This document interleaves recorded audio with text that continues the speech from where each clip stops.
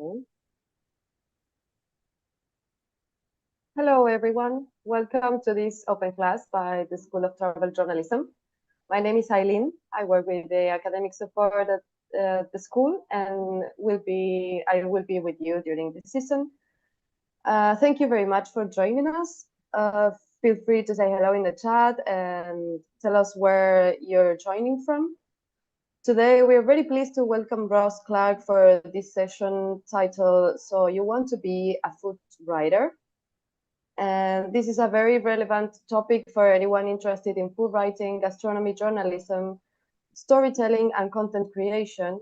And it's also a great chance to explore what really means to build a voice and a path in this field. So Ross, thank you for being here with us. Thank you for having me. Shall I take it away? Yes. Let's go.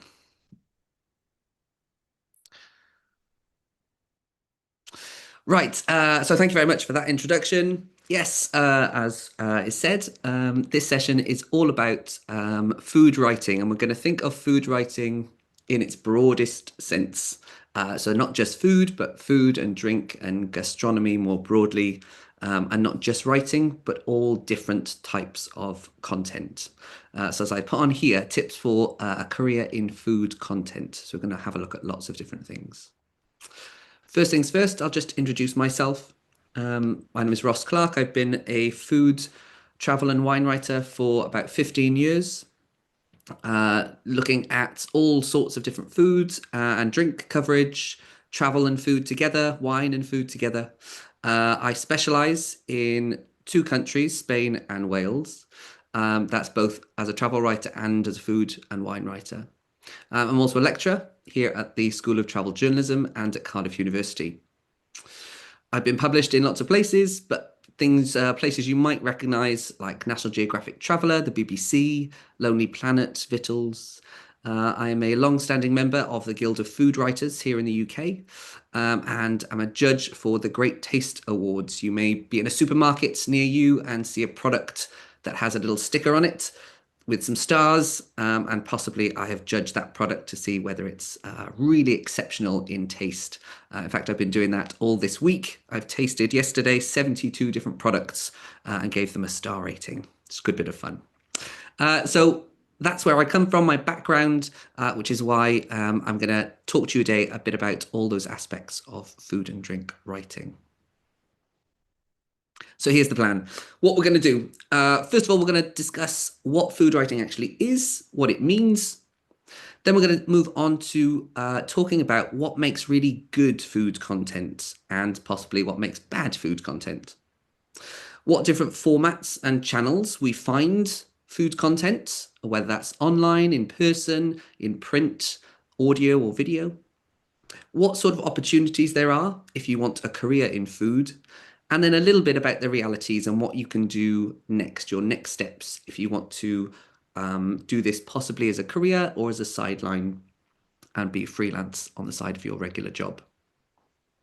So let's get cracking and talk about what actually is food writing. What do we mean by it? Well, lots and lots of different things, as I mentioned a moment ago. But really, it's talking about food and drink in its broadest sense, in all aspects. That might be ingredients, that might be dishes, that might be restaurants, it might be where food comes from. As I put on here, it also intersects with lots and lots of different things. That could be travel and food. It might be culture, nutrition, politics, sustainability, part of belonging. Belonging is a huge part in this kind of idea of nostalgia and how food has a special relationship with us and we have a special relationship with food. It can talk about our heritage or the place we grew up, our family and memories.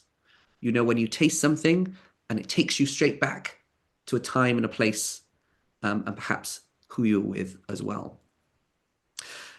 Food writing rather, can do lots of different jobs.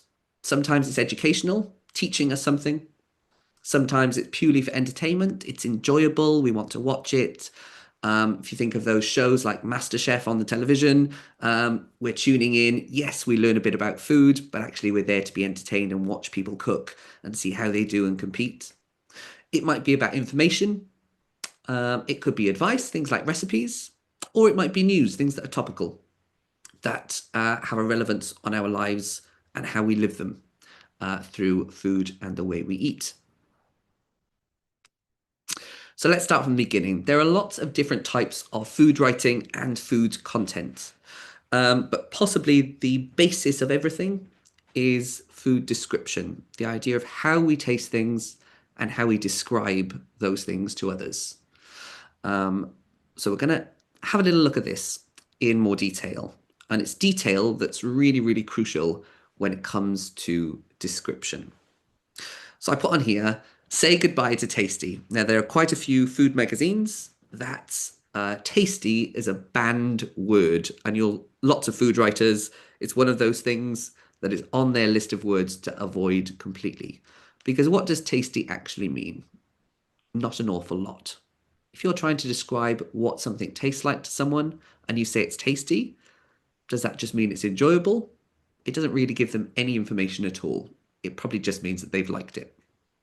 So I put up here the difference between delicious versus succulent.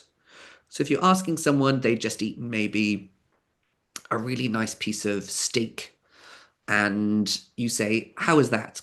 How did you enjoy it? And they say, oh, it was delicious.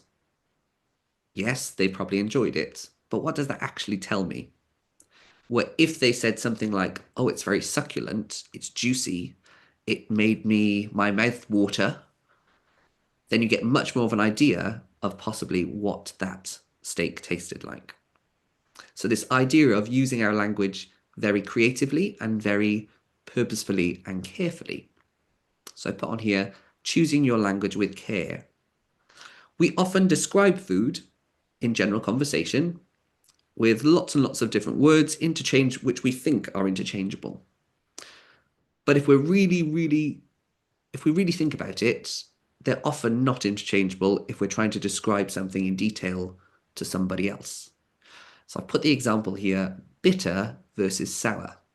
Now, quite often when people talk about lemons, which is why I've got them on the screen, they'll say, oh, this is very bitter, or oh, this is very sour.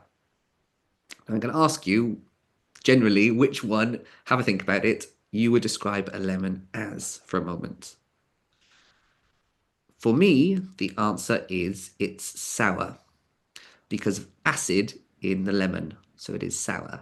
Bitterness tends to come from things like leaves. So if you think of anything with a tannic quality, like tea or maybe rocket, arugula, they tend to be bitter because it's a different part. It's the alkaline rather than the acid coming through.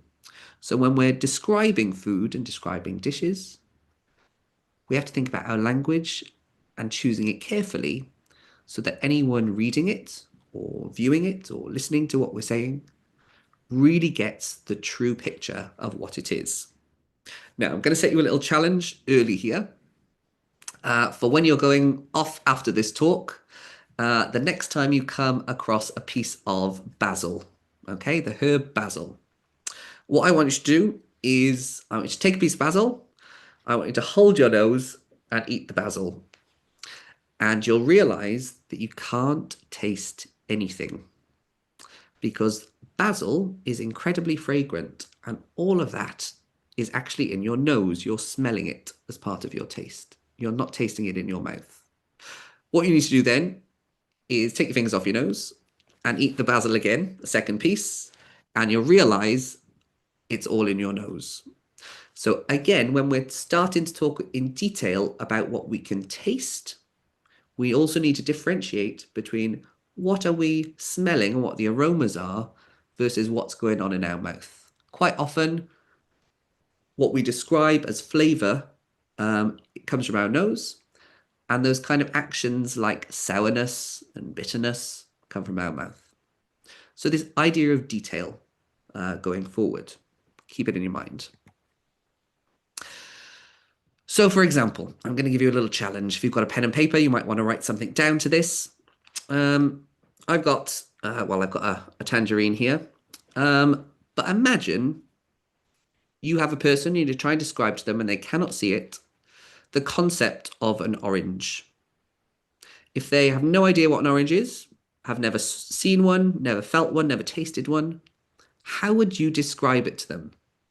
But if you're going to describe it, I don't want you to use the words orange, satsuma, clementine, tangerine. Anything that's super duper obvious that is actually the product, because that doesn't make sense. So, how would you go about describing what this is to someone who has no concept of it? Well, a good place to start is your senses. First of all, what does it feel like? Okay, it's sort of soft, kind of squidgy.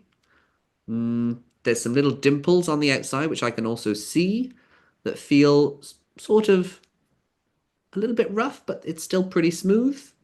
When I look at it, I can see that it is orange, but what other color might I say that's like? Does it look like something else that I know? Those little dimples, do they remind you of anything? Maybe a golf ball? They've got dimples like that.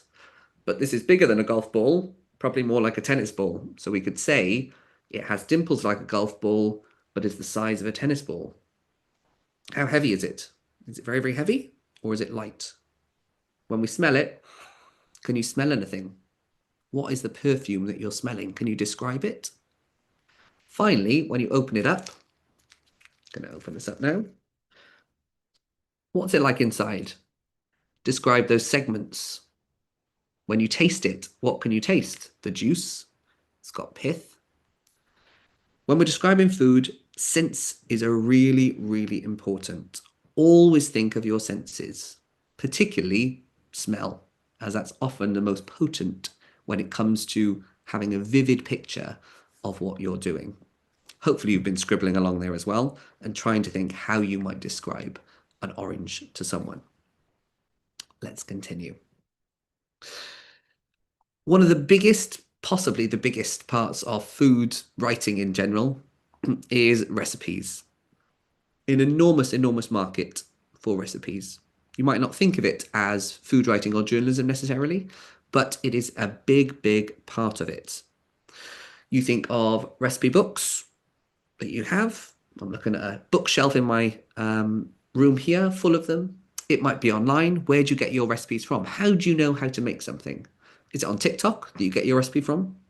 Or is it from a book or online? Or is it something that's been handwritten by maybe your grandmother that you always go back to?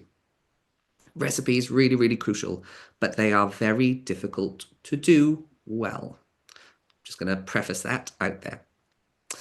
So let's have a little look at an example. This is an example here from a UK supermarket called Ocado. This is their magazine, and this is some recipes I wrote for them back last year. Recipes from Wales, which is where I'm from. I said I'm a specialist in Welsh food and Wales.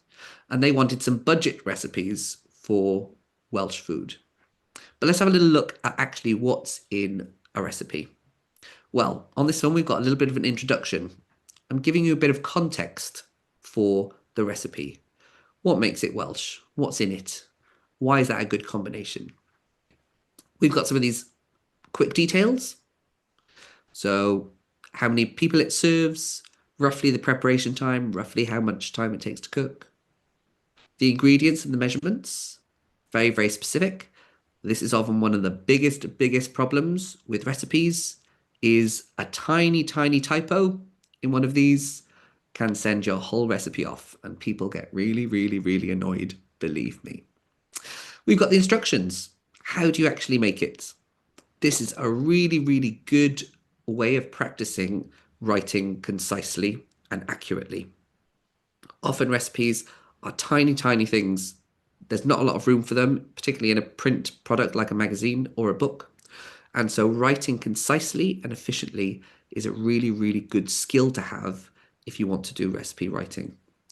In this one, we've also got some nutritional information. So we're talking about calories and portions and proteins and whatnot, which is becoming more and more important to people to kind of know. And then finally, imagery. It's not just about the writing. Images and photos are what sell magazines, particularly books. It's the images that we kind of flick through if it's in a print product. Those are the things that catch our attention first. But when it also comes to recipes, we have to think this is the aim. People like to know what the end dish should look like, what they're aiming towards. Once they've gone through your ingredients and the instructions, here's the result. I mean, these are obviously been beautifully done by a food technologist or someone, and so they look super duper swanky. Yours might not look exactly the same, but this is a good representation of what it is. So recipes is a good way of showing imagery and words working together. But recipes, very, very important part of the food content ecosystem. And one that actually can be quite lucrative if you're a very good recipe writer. Perhaps you have skills in, perhaps you're a chef and you want to go into food writing. Recipes is quite a good way in for you. The next one, which is what everyone kind of thinks about when they think food writing, and when I say I'm a food writer, they always go, "Oh, you must be a critic. You go and review restaurants." And I say, well, not very much. That's not my job. I write more about food broadly. I have done criticism. Criticism is incredibly difficult. And while avenues have opened up for criticism and to be a critic with self-publishing, the traditional ways of being published in newspapers and magazines, etc., as a critic, are still relatively few and far between. We're going to have a little look at an example of criticism. So this is from The Guardian. This is Grace Dent, who is their resident food critic, restaurant critic. And this is her most recent, I think. Yeah, 12th of April. And this is a review of a restaurant in London, Simpsons in the Strand, incredibly historic restaurant that's just reopened. But let's just have a little look about her introduction for this. So this is probably about 170 words, roughly. What have we got? Well, if we go through, as we sit waiting for the beef rib trolley in the Grand Divan dining room at the whoppingly sized Simpsons in the Strand, we fizz with ideas about how to describe its wildly unfettered quaintness. It's all a bit Hogwarts, isn't it? I say to my friend Hugh. He's been 4 times already. But then Simpsons is that kind of place. Handy as heck, posh canteen, a short stroll from Covent Garden. There's Twinkly, ye olde cocktail bar upstairs, as well as Romano's with its more European-style menu. But for now, let's concentrate on the Grand Divan. It's all very Samuel Pepys, London, Hugh says.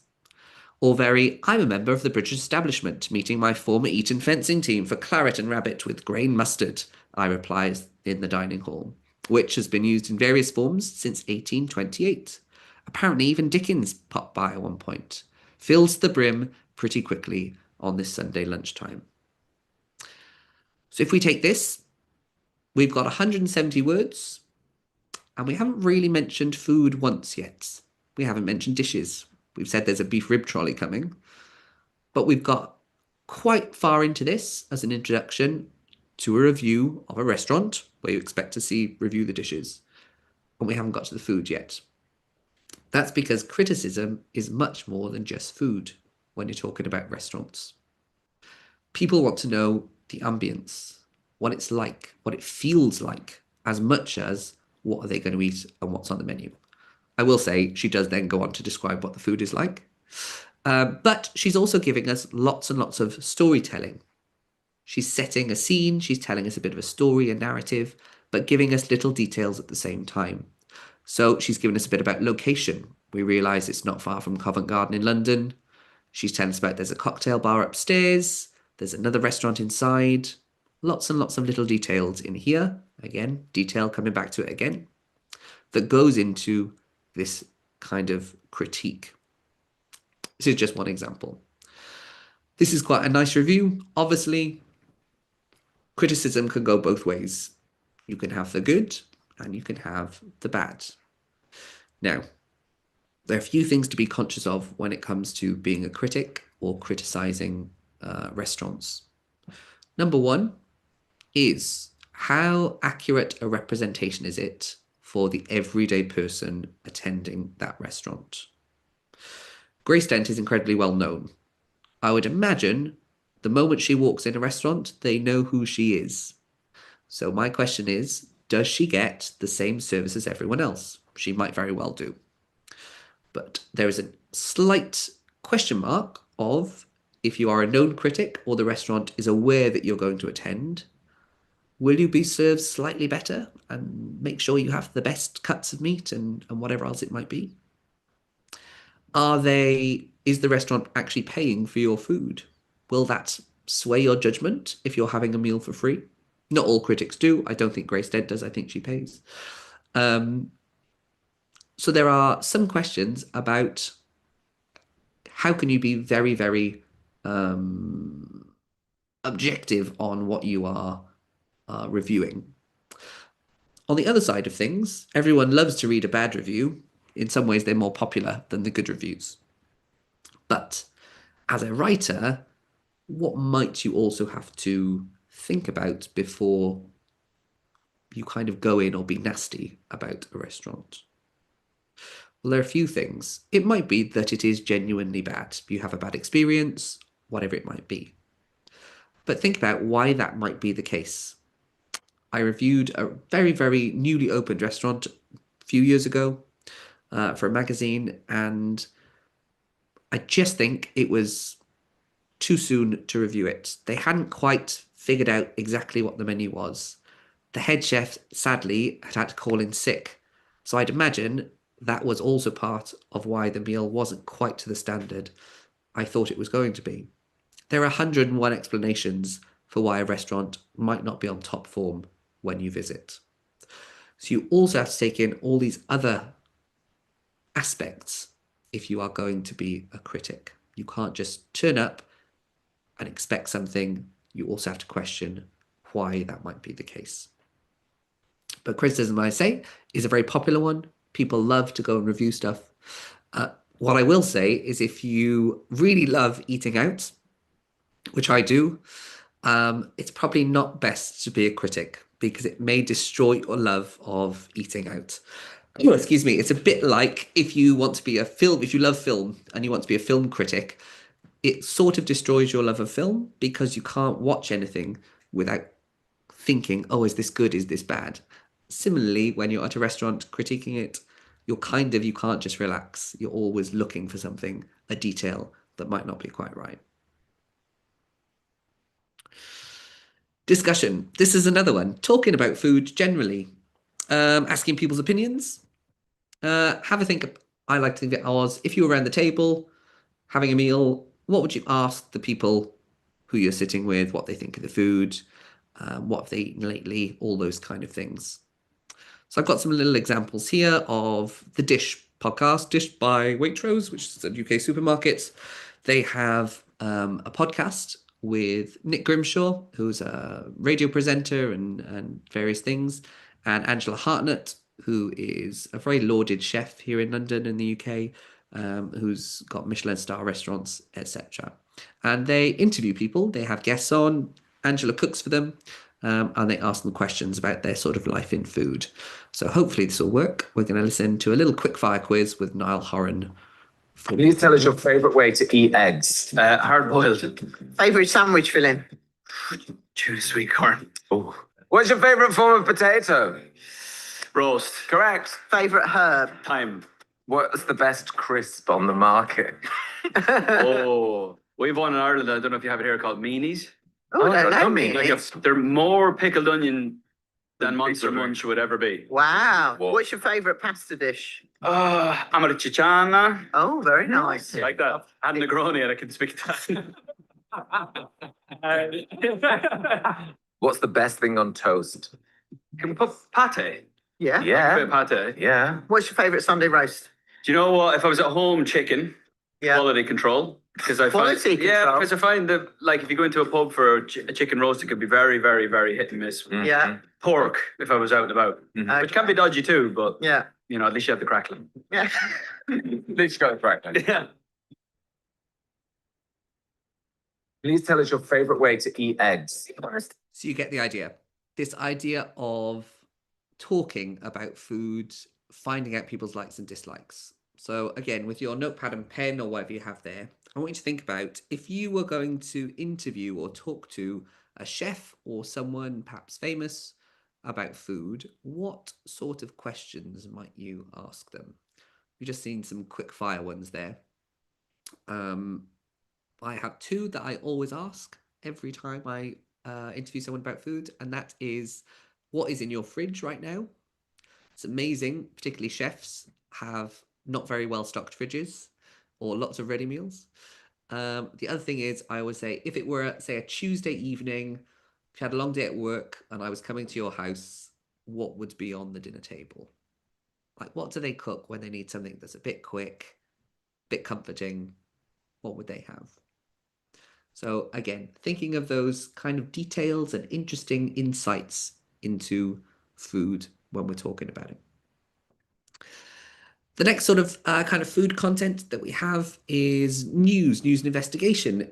Surprisingly, we never really think perhaps about food writing and food content being news, but it's about things that we eat. Where does our food come from? Politics of food. If there is some kind of crisis going on and access to food, it all comes under news and investigation. What's going on in the world if you can't get access to something? A really good example of this is BBC Radio 4, the food programme. So it's been going for many, many years, and they really look into and investigate our food world. So you can see here about what's actually in protein bars, about pathogens in food. They take deep dives into what's going on, particularly if something is popular or kind of trendy at the moment. They'll have a really good look into it to see whether we should be eating it, whether it's sustainable, where does it come from, is it good for us, all of those kind of things. So this idea of food and investigation is kind of a big area as well within the food writing space. And we've got commentary, which is a little bit similar to discussion, but this really is just talking about food for the love of food. And this is possibly where I most comfortably sit in the food writer world. So just talking about food possibly in a more cultural way. And this is where it kind of intersects with things like travel and nostalgia and belonging and things like that. So my example of this one is Nigella Lawson, very lauded cook, quite famous from the UK.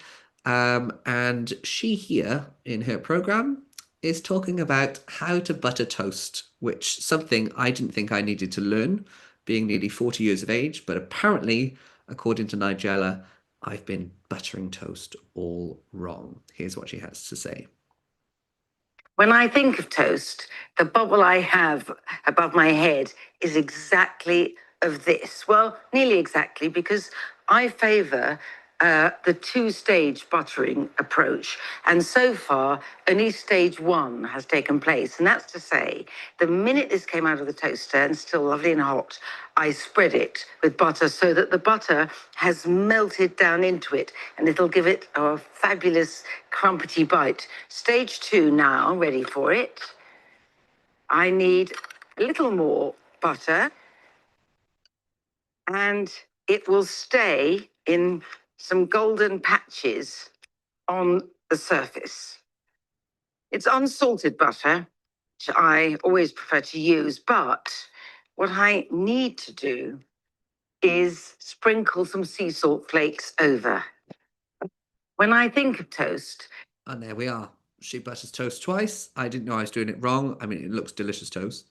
But it's this idea of taking something kind of every day or something that we know about, and again, just talking about it from a particular angle.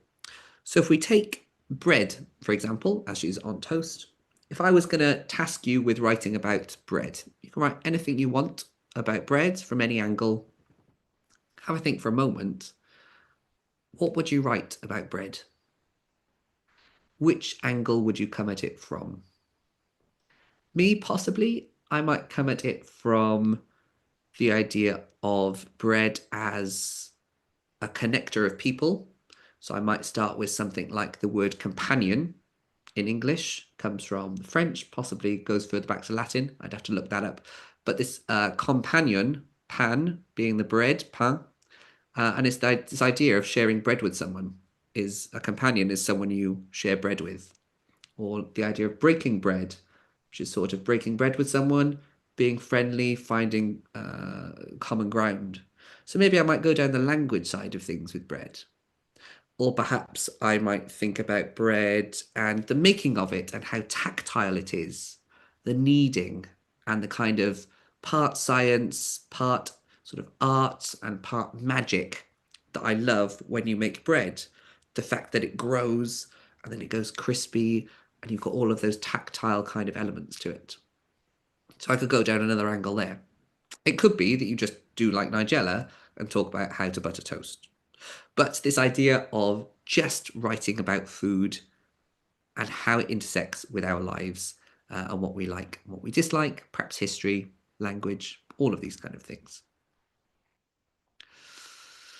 So we've talked about types of food content, from recipes and criticism and commentary, discussion, etc. There are more probably, but these tend to be the main ones that people that we see in food content. But what makes it good? Lots and lots of people write about foods, and I'll be honest, not all of it is good. You have probably seen it yourself. Maybe that's on TikTok or Instagram. You've seen videos of people trying to cook a recipe and you just think, this is really not good. Why on earth are they doing this? It might be that you've read a recipe, done it, and it really doesn't work and it hasn't been thought through. So what kind of sorts out good content from mediocre content? There are a few things. Again, there are more. Here's just a few elements that I think make really good food content. First of all, and in any sort of writing really, and any kind of journalism and content, storytelling is crucial. Storytelling, not always quite literally telling a story, but it's more than just the food.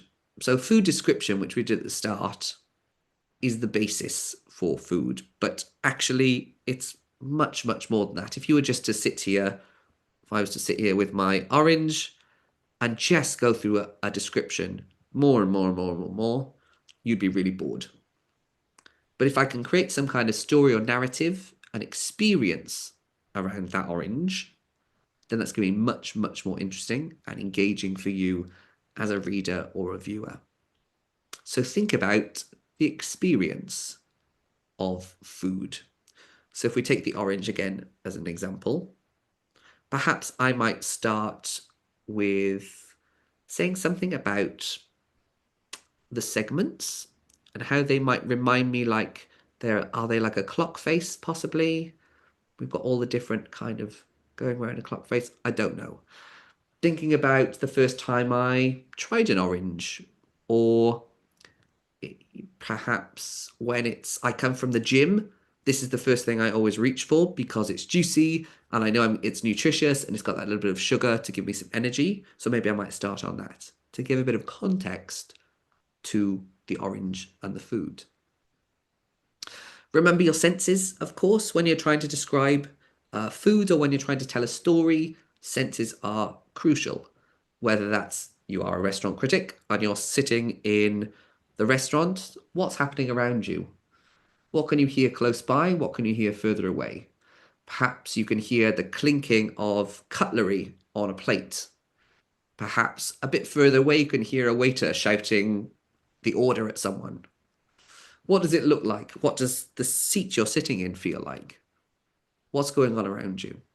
The whole idea of good storytelling is to take the reader or the listener or the viewer somewhere else. You want to bring them with you. You want to make them sit in that seat in the restaurant and be able to kind of look around and see everything you're seeing, taste everything you're tasting, hear everything you're hearing. So storytelling is so incredibly crucial. And if you look at really good food writers rather, and food commentators, they do this really, really, really well. Authenticity. Now, this gets a lot of stick, authenticity. I still think it's incredibly important. Not that I absolutely, you can write about whatever food you want. I'm not one of those people who thinks you have to be from that place to talk about that food, but it's about doing your research and being respectful. So, for example, I said before, I'm a specialist in Spain. I'm not from Spain. I have lived in Spain, which gives me a good insight. I read a lot of Spanish books and literature and authors and recipe books. I delve deeper. I try out recipes. It's that idea of making sure you are fully clued up on your subject that you're writing about before you start to publish or to write. It might not be that you have to know everything about it, but then how else might you get over that problem? Well, you're going to go and speak to an expert or someone who knows about it. I put on here, be wary of experts. And by that I mean, I don't think anyone can be an expert in any kind of food, because food is constantly changing and evolving. It's the same with wine. I write about wine as well, and I'm always slightly concerned when people say they're a wine expert, because every single bottle you open is different. So how can you be an expert in every single bottle in the world? I much prefer the term specialist to expert, because you can specialize in something, but expert is another level for a product that is constantly evolving and constantly changing. So the whole idea is, when we're talking about authenticity, is about appreciating perhaps the ingredients or where that dish is from originally, and giving the context for what we are talking about. Expertise, this sort of comes a bit with authenticity as well. So about knowledge. It might be that you know something really, really well because you grew up with it. Perhaps it's an experience you've had. Perhaps you've been a chef. Perhaps you know how to make bread because you grew up in a bakery. Perhaps it's particular skills you have. Do you know how to, I don't know, portion a fish? And that's what you're bringing, the expertise that comes through. Once again, if you don't have particular expertise in what you're talking about, that's okay, as long as you can find someone that does. Perhaps interview them, perhaps they become part of what you're writing about. This idea of expertise, because together they start to build up this idea of trust. As writers, as creators, trust is possibly the most important thing. That's how we build our audience, and our audience stays with us. Is this idea that they trust us, what we're saying and what we're publishing. If they don't, then one, what's the point of us making content? But also, we're not going to last very long, and we're not going to get money and commissions and audience and engagement, because people are just going to go, why am I bothering checking in with these people? So expertise that comes through is pretty crucial too. Finally, awareness. Now, some people might say this is not essential, but I think knowing what's going on in the world and in the sector is very important. So it might be that you look at data and insights. It could be that you find a report. Lots of reports are published every year by big food companies. So this year I've seen some things about trends in people are looking for more community-based food activities. They want social connection, and they're using food as that connector. So things like picnics and family dinners and barbecues, anything where they're in a social setting and they can interact with people in real life over food and using food. That's one of the sort of trends that's come out that I read in a report this year. It might be something that's going on in the world, a zeitgeist, a feeling, a mood that's going on at the moment. So thinking about the weather is usually a big one. The moment it starts to get sunny, we all start to think about ice creams in the UK. So it could be something like that. It might be that cost of living is a big deal. So people are looking for more budget-friendly recipes or foods or suggestions. It could be that there's a particular trend in food. So as I say, I was judging the Great Taste Awards this week, and I've tried loads and loads of products containing pistachios. Now, I think this must be from the Dubai chocolate craze of a few years ago, has filtered into lots of other products, and so pistachios were everywhere. So perhaps there's something in pistachios, and is that trigger an idea that you could write about or you could do something with? Finally, events and celebrations. This is a common one if you can tie what you're writing about or creating content for to something going on. Perhaps it's an anniversary, perhaps it's an anniversary of a dish, or there's a historic hotel reopening like that Simpsons one that Grace Dent reviewed. That's a historic hotel. It's been open for hundreds of years and it just reopened. So it might be that you tie it to something that's going on, an event or a celebration, Christmas, whatever it might be. That's a really good idea, the kind of hook for getting people interested. The more you can make your food writing or your food content resonate and be relevant to your reader and or your audience, the better. They're going to engage with it more. They're going to think, oh yes, this is interesting me right now. And it's the right now bit which is often the most difficult part for any kind of journalism or writing. A person who I think does all three of these things, or four, I got four, very well is the cook Madhur Jaffrey. You may not have heard of her. She's in her 90s now, I believe. Fabulous, fabulous cook. She was one of the very first sort of TV cooks, I guess, in the, I think, 70s here in the UK. And she introduced the entire of the UK to Indian cookery. And I'm just going to play this little video to you because I think she really highlights all of those things about expertise, experience, authenticity, trust, and a kind of awareness. What distinguishes Indian food is its magical use of spices. I always loved food. And what I perhaps didn't know is that I had a very good palate because everything that I was eating as a child, I somehow recorded. India is a vast country. It's the size of Europe. And this variety of food that we have is what makes Indian food Indian, not curry. I don't think we had such a word until the British came to India. It stood in their mind for all Indian food. How can you take all that food and call it all curry? If you know nothing about Indian food, you take this class just to learn. Isn't it fun to find out what they do in other parts of the world? I'm going to talk about spices. Nobody knows spices like we know. We are masters. I will show you how to make Indian breads, how to cook a lot of the vegetables and meats. Then we'll make street food. I often serve this as my first course to get the juices going. It's just delicious. When you cook rice, each grain should be like brothers, close to each other, but not stuck to each other. I call mustard seeds the Jekyll and Hyde of spices. They can be very spicy and pungent and hot, or if you pop them in hot oil, they turn sweet and nutty.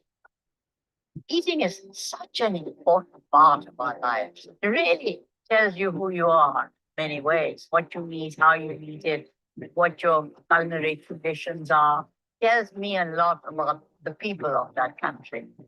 So if you want to know what 1.4 billion people are doing with their lives, how they live, what this. So as you can see there, I think she really encompasses all of those things, plus what we were talking about at the start. She's previously been a cookbook writer, TV presenter.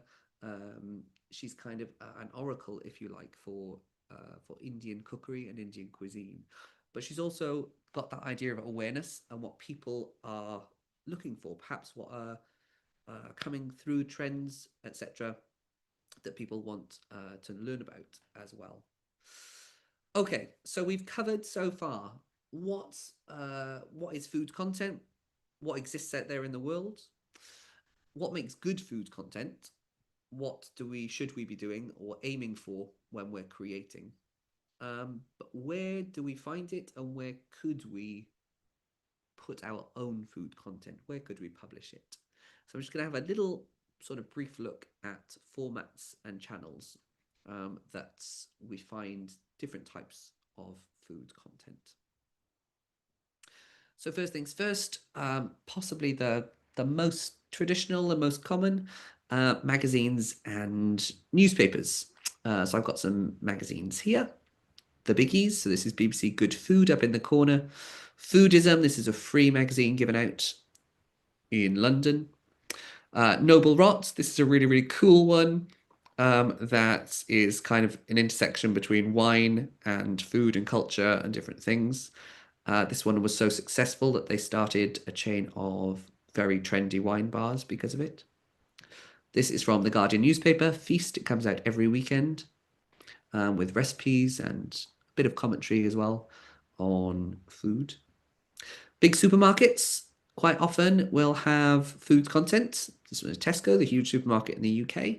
It's in fact the biggest, I think, still by circulation magazine in the UK at all.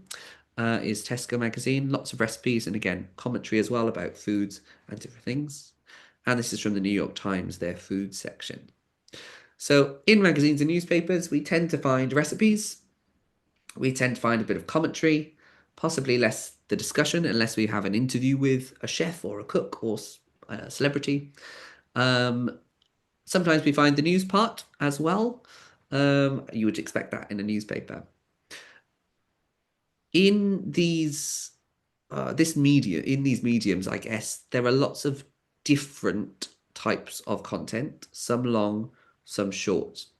And this can come in really, really handy when you're starting out in the business. I'm going to come to this a bit later on about what you might start with if you're trying to be published in a magazine or newspaper. Blogs and newsletters. Now, blogs might seem all a bit 2001, but they are making a comeback and they are still incredibly, incredibly important in the publishing world, but also in the food writing space as well. If you think of things like, if anyone's seen the film Julie and Julia, is it Julie and Julia? Yes, which is, it's all about a blog essentially that was started. But blogs are still incredibly important. Self-publishing, some are specific, they have a niche topic. Others are more broad, more general. Some concentrate on reviews, some concentrate on recipes, lots and lots of different things. Newsletters as well, they've become more and more important in recent years. Again, they all seem a little bit 2001, but newsletters are having a huge, huge impact on the media landscape at the moment. If anyone knows the platform Substack, that has grown enormously, and lots of major publications and media organizations are moving their newsletter content onto Substack as a platform because it's more and more becoming a kind of media space in its own right, because you can use it now as a website. You can have podcasts. They have a podcast studio and all sorts of different things. This is my own one up in the corner here, the Welsh Kitchen. As I say, I specialize in Wales and Welsh food and drink.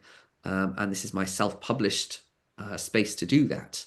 Vittles down here was started in the pandemic as a space for food writers to, one, get published, but also to try and give a voice to people who don't usually get a chance in the food writing space.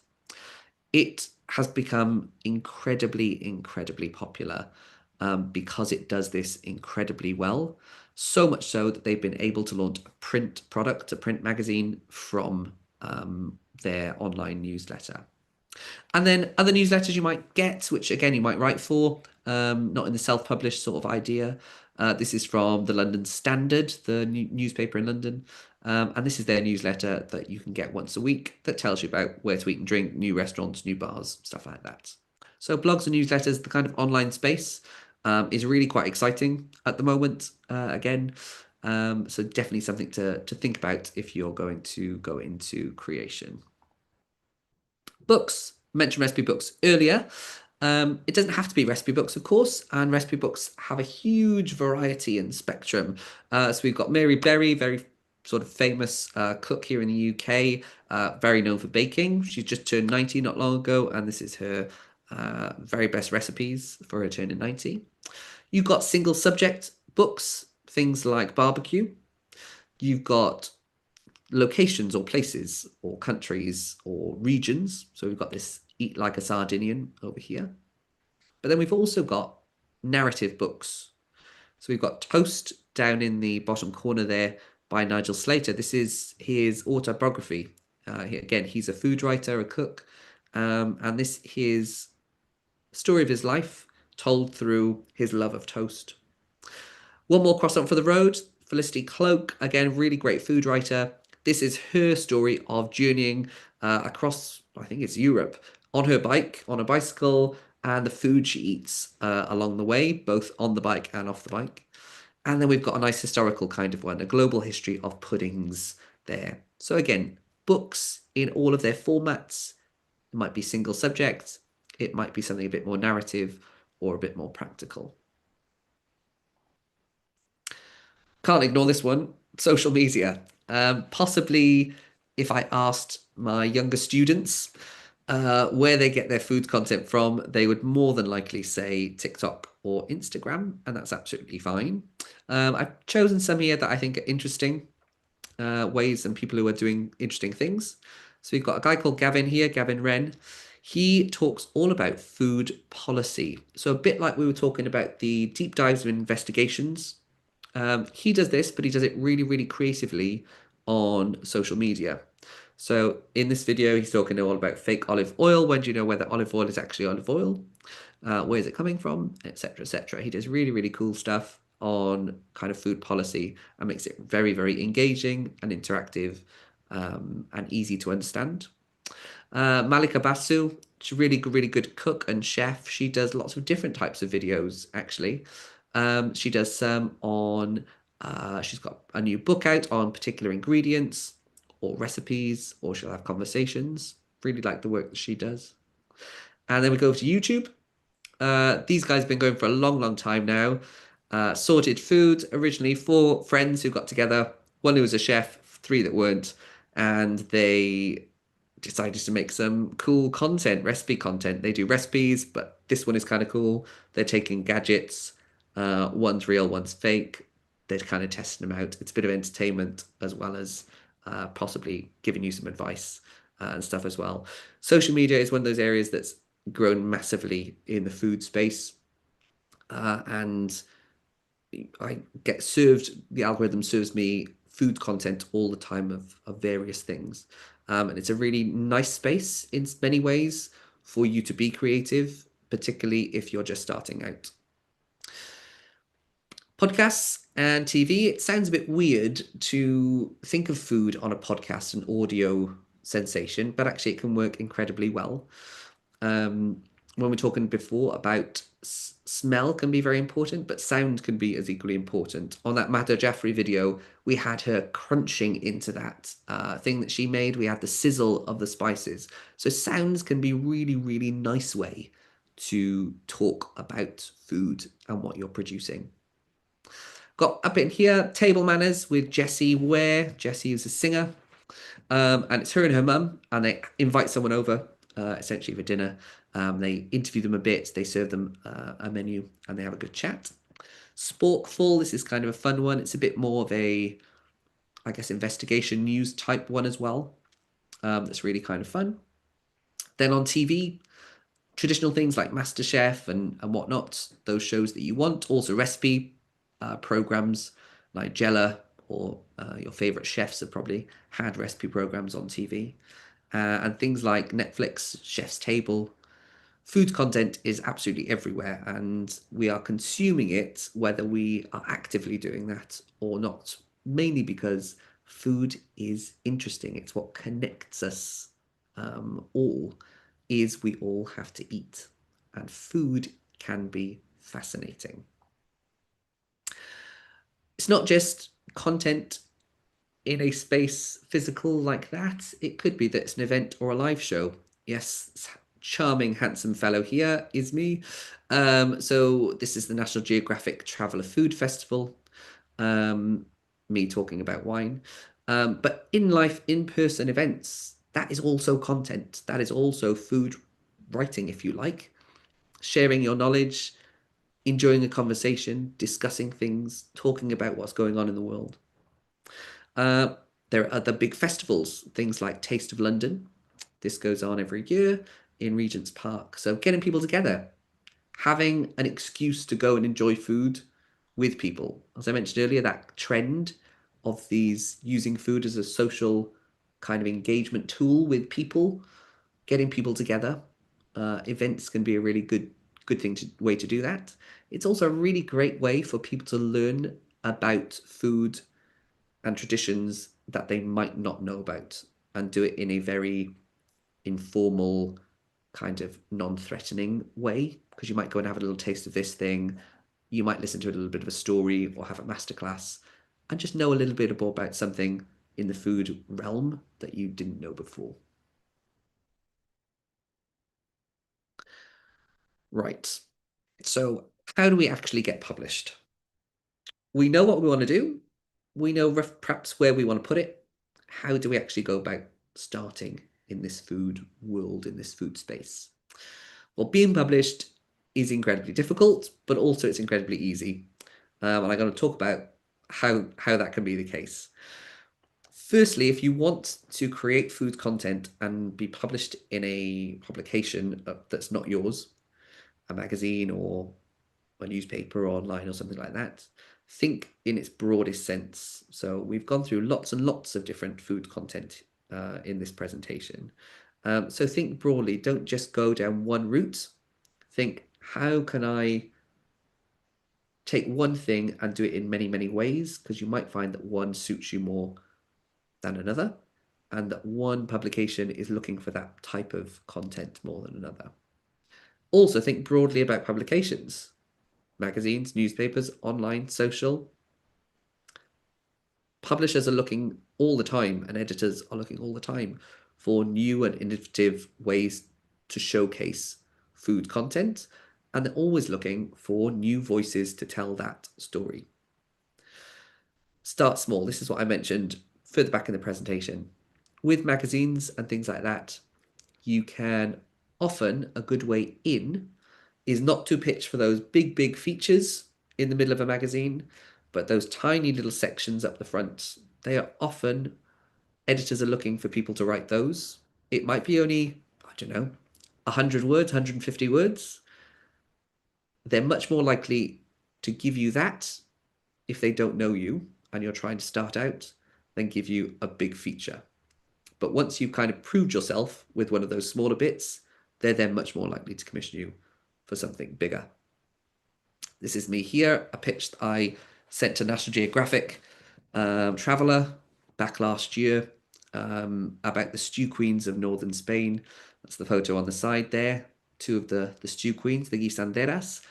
I had this concept, I knew about this group of women cooks in northern Spain who are trying to preserve and protect the traditional dishes of northern Spain, of Asturias.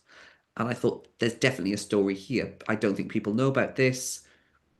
It's an area of Spain that's generally not travelled to as much from the UK as other places. I think there's a really great story in here. And so I pitched that to National Geographic Traveller, and the commissioning editor really loved the idea. We made it happen. I'm here with on this one with a photographer as well. Had a really great time, turned into a lovely story as well. Just a word on commissioning and pitching. There are sort of two types of commission, and I think I divide them up as being commissioned and getting commissioned. So being commissioned is when an editor has an idea and they go, right, I need someone to write this for me. And they come and approach you. So they might do a bit of a search for, I don't know, let's take my example, food writers specializing in Wales or Welsh foods. They'll find me. They will probably give you quite a strict brief, word count, tell you how much they're going to pay you, and give you a deadline. And it's your decision then whether you want to take that on. 1, whether you've got the time to do it. 2, whether the fee is enough, and whether you feel confident enough to write about that subject. But essentially, it's all coming from the editor, not coming from you being commissioned. Getting commissioned is the opposite. So it's you're deciding the topic. You've got a really good idea, like I thought with the Stew Queens. And it's me approaching the editor going, I've got this great idea. Please, please, please, can I write about it? Here's my pitch. Here's roughly what the story's going to look like. Is this something you want? Hopefully they say yes, and you get to write it for them. Now, pitching is one of those really, really tricky things in many ways. There's no right or wrong way to do it, but essentially you need to answer 4 questions. Why this? Why now? Why you? And why me? So why this? Why this particular subject matter? Why should this be relevant to anyone or anyone be interested? Why now? Why right at this moment is this important? Is there an anniversary or something? Is this a trend? Is this something that's just been released? Is it a new dish? What makes it topical at the moment for the title? Why you? Why this particular publication? Is it that they publish this type of content already? And this will be a really good fit. Is it something they're really missing? Do your research, go back and have a look what they've done previously.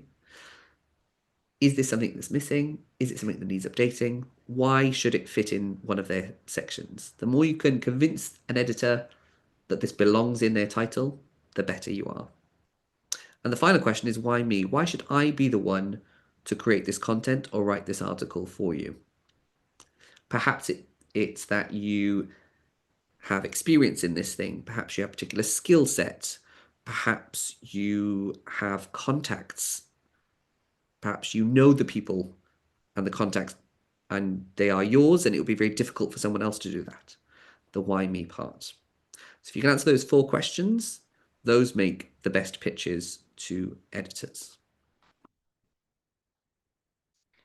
Obviously, you don't have to be published in traditional media. You can be self-published as well. And this is, in some ways, the bonus of where we are at the moment is publishing and media has become incredibly democratic. You don't need to wait for a magazine to accept a pitch. You could publish it yourself. You're in complete control. If you want to start a newsletter, a Substack, a TikTok channel, a YouTube channel, whatever it might be, there's nothing stopping you. You can do it. It's a really good way as well, in many ways, to make your name. So you can start with writing about something, publishing it yourself. And then if you think, oh, actually, I really want to publish, I want to pitch to an editor now, you can use that as kind of evidence of why they should take this idea from you, the why me part, if you like. It can be very lucrative. People make lots of money out of self-publishing, whether that's on social channels or newsletters or a selection of both of those things. But it can also be a lot of work for little reward. So when you're self-publishing, you absolutely want to have to do it, because initially you probably won't make much money from it.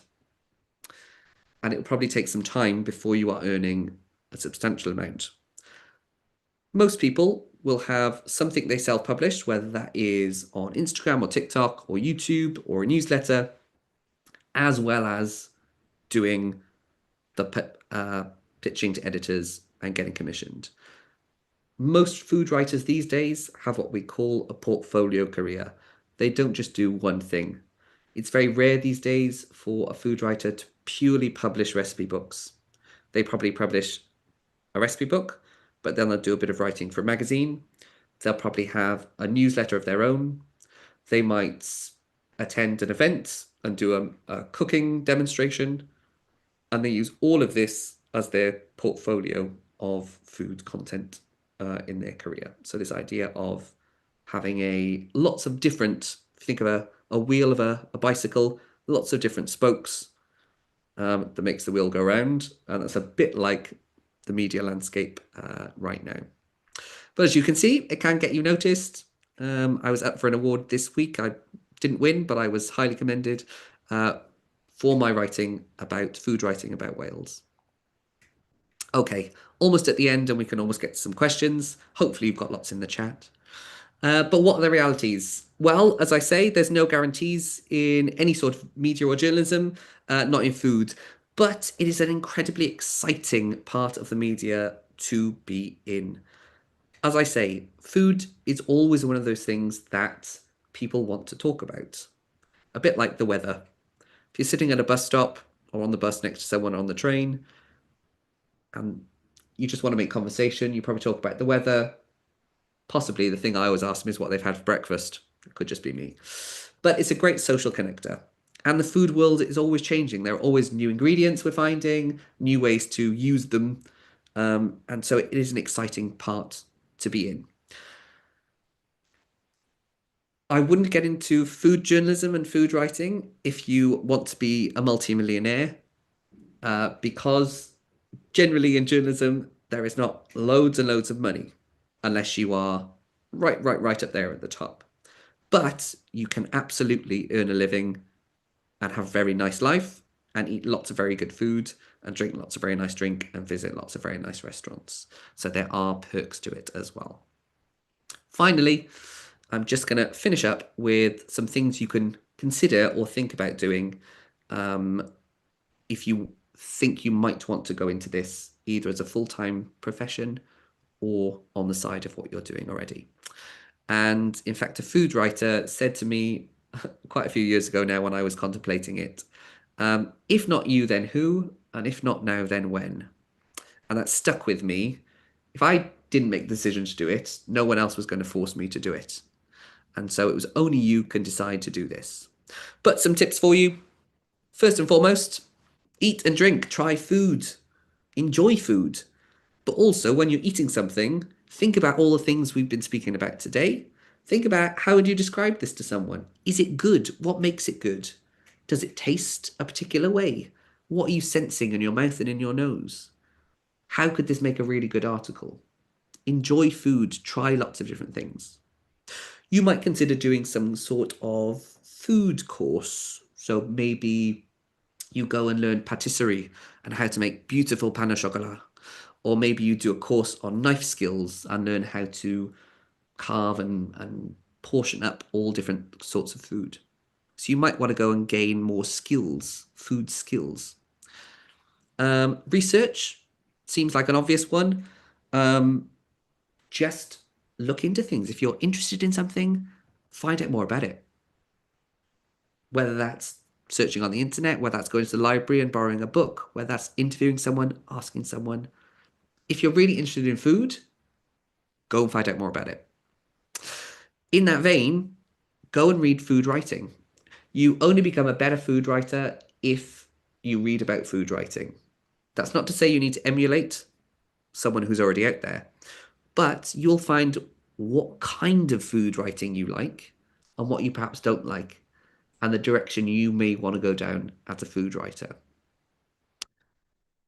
Write about food. Now, this might seem like the most obvious thing to say to you in the world, but the amount of people who have come to me previously, whether they want to write about travel or wine or food or whatever it might be, and first thing I say is, okay then, tell me what you've written recently. And they usually go, no. I say, well, how can you be a writer if you don't write? So you don't have to publish anything if you don't want to, but you can write for yourself. And you only become a better writer the more you do it. It's a bit like exercise. The more you do it, the easier it gets. But just write. Even if it's just for you, even if you start an Instagram account and you just post a picture and you write a really nice caption underneath, whatever it is, just start. It might be that you think you want to get a qualification, something to help you out. You might want to know more about how to do it. The presentation today has given you a little idea, but it's really not going to probably be enough to set you on the course to be a food writer. You might want to do a bit more research into that. So there are courses available, including the one at the School of Travel Journalism in gastronomy and gastronomic journalism.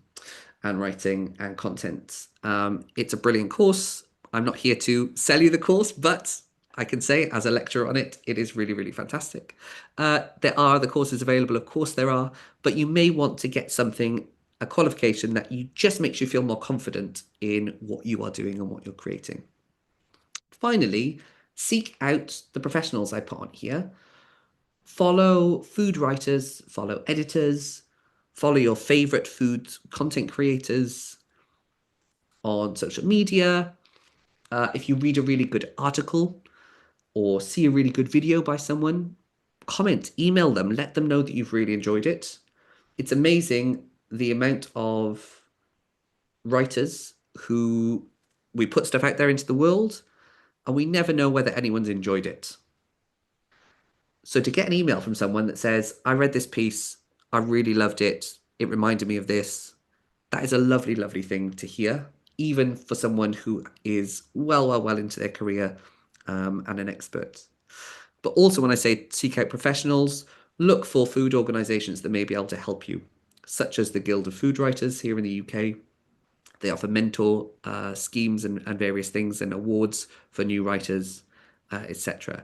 So seek out the people who can actually help you get on as well. I think I've probably spoken for way too much time. These are kind of top tips. As I say, this is very top line, what we've talked about today, but hopefully it's given you much more of an idea of what food writing is and where you might see yourself in that space. Okay, we're going to have some questions, I think, hopefully. Thank you, Ross, for this session. It's been a real pleasure to learn from you and your experience. We have some questions. I will start reading the one from Alexandra. I think you already answered some of these, but it says, what skills are essential to be a successful writer? Is it natural gift that makes people stand out from others, or is it well-done practice? That is a great question. What makes someone a successful writer? I think it's probably about 10% inspiration, as in natural gift, and probably 90% perspiration, hard work. Anyone can improve their writing. As I say, it's one of those skills that you develop and you have to practice. And the more you do it, the better you get. The more you read great content, it's amazing how much better you will get. But if you ask probably any writer in the food space or otherwise, how they got where they are, they'll say a lot of hard work, a lot of practice, a lot of pitches to editors. So for example, even the most successful writers, magazine articles and whatnot, they probably will have to send 20 pitches in order to get one commission, because there is a lot of competition out there, but also it depends on lots and lots of different factors. But I think it's a really good question.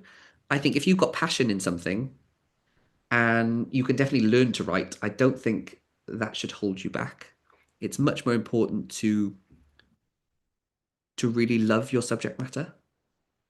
And I think if you keep that and you work hard at it, then you can learn all the rest. And that's easy in some ways.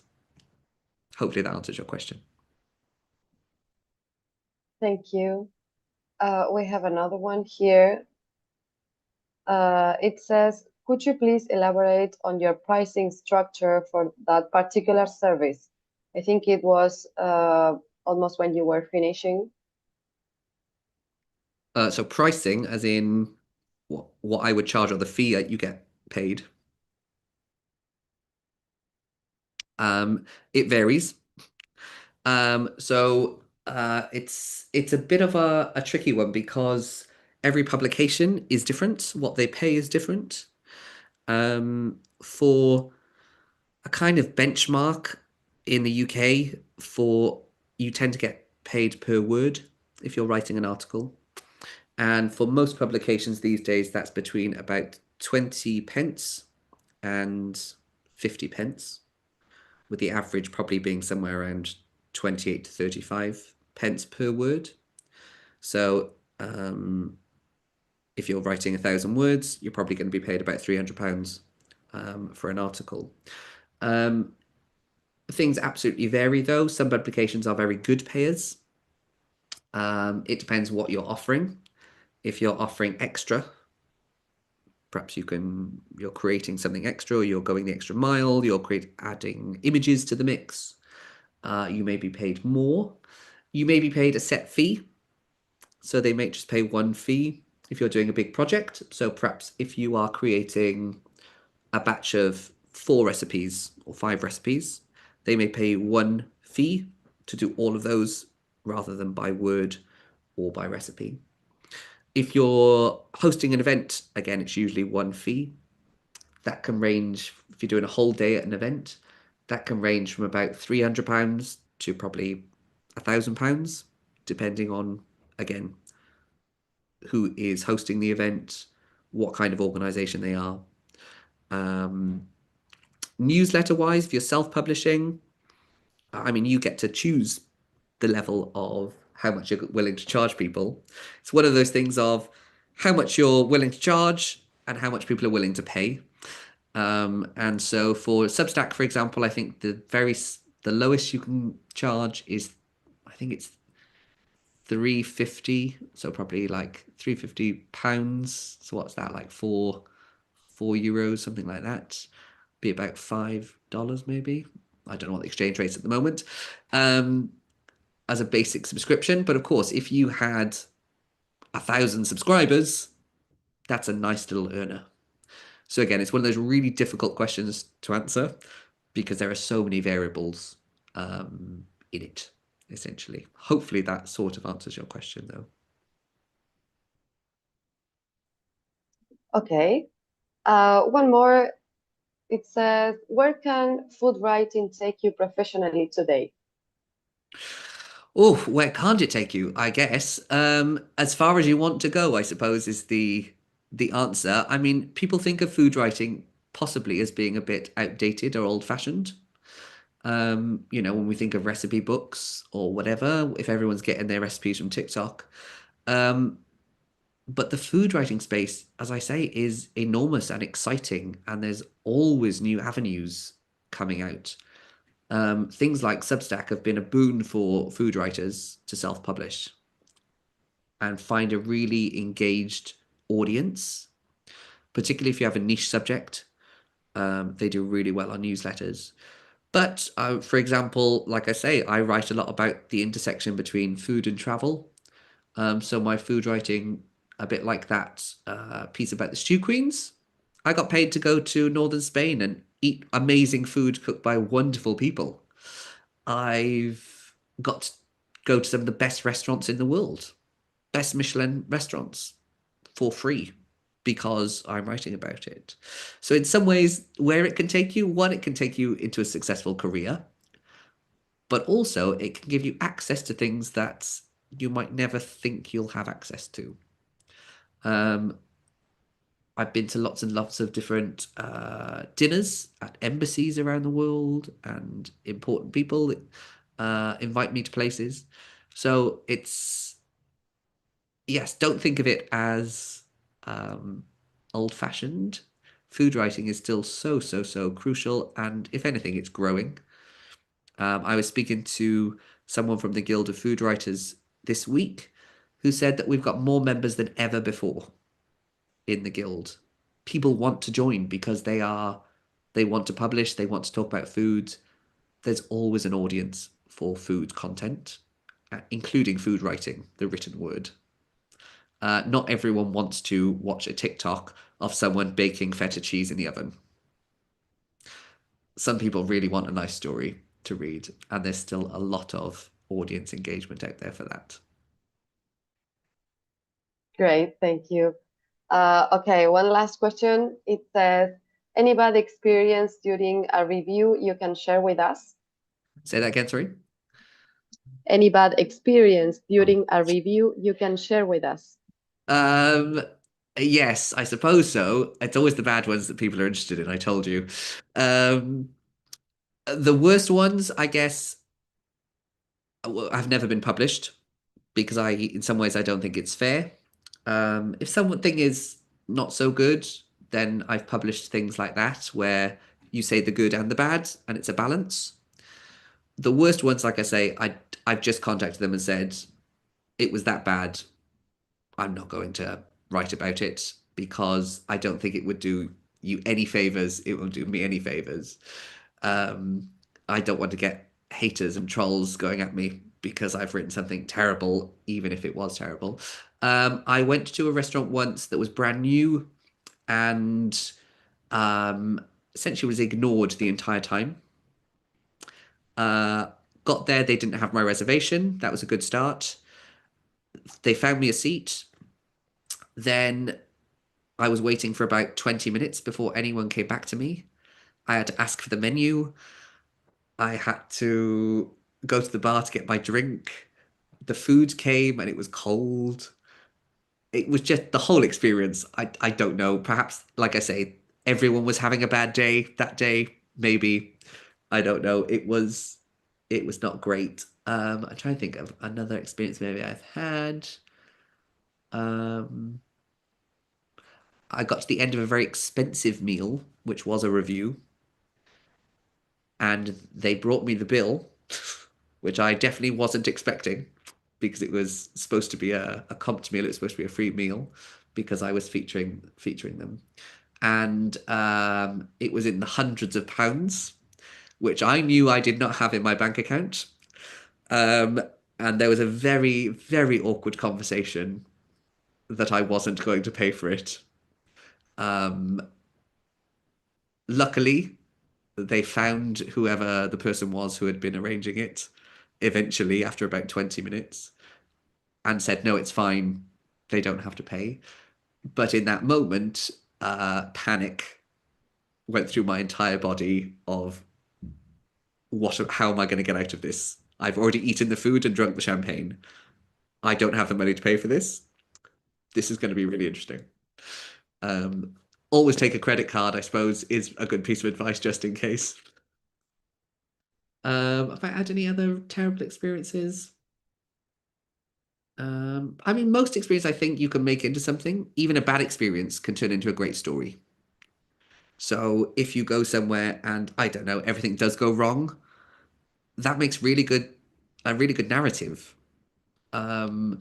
Just trying to think. I've been to lots of places where either they weren't ready for me or as they were making something, it went terribly wrong.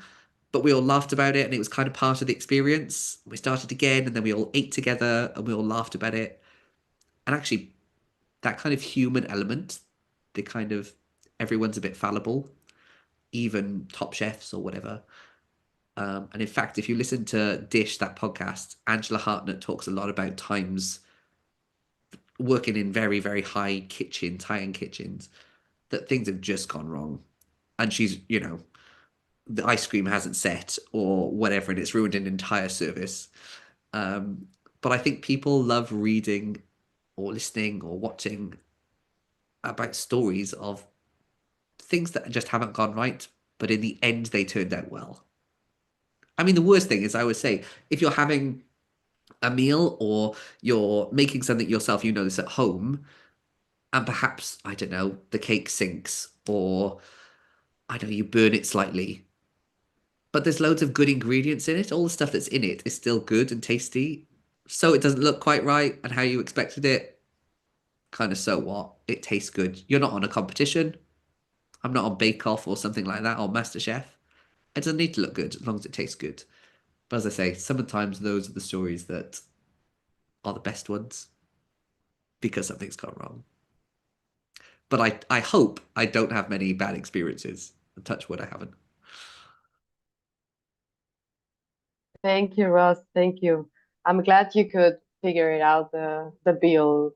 Oh, honestly, the dinner. panic, they must have seen the panic in my eyes and my face probably went white because honestly, there was just no way. Okay, thank you so much for being with us. And that's okay. Thank you, Any everyone. final questions in the chat? Sorry? Has anyone got any final questions in the chat? we don't have any more questions, Okay. and we are almost on time to finish the session. So thank you for being with us. And if you have any more questions, Ross answered this in the Master in Gastronomic Journalism, so you can join us. Thank you so much for being here, and see you next time on the next Open Club. Thank you so much. Bye-bye.